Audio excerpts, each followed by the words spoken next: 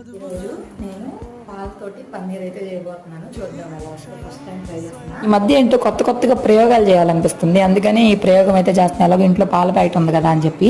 తీరా నా ప్రయోగం ఏమైందో ఏంటో మీరే చూడండి. పెచ్చ నవ్వుకుంటారో. నచ్చితే మాత్రం లైక్ చేయండి. మీరు కూడా ఇలాంటి మిస్టేక్స్ చేశారా ఏంటి అనేది కింద కామెంట్ సెక్షన్లో చెప్పండి.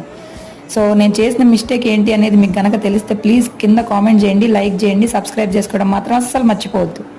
సో మొత్తానికి కష్టపడితే పన్నీరు ఇంత కొంచెం వచ్చిందనమాట, 1/2 లీటర్కి.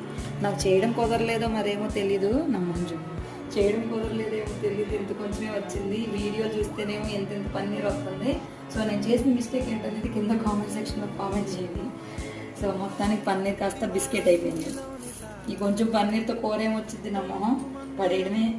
ఇంత కొంచెం వచ్చింది, కొంచెం వచ్చింది. ఇంత ఏం చేస్తాం, కాలిపోతుంది.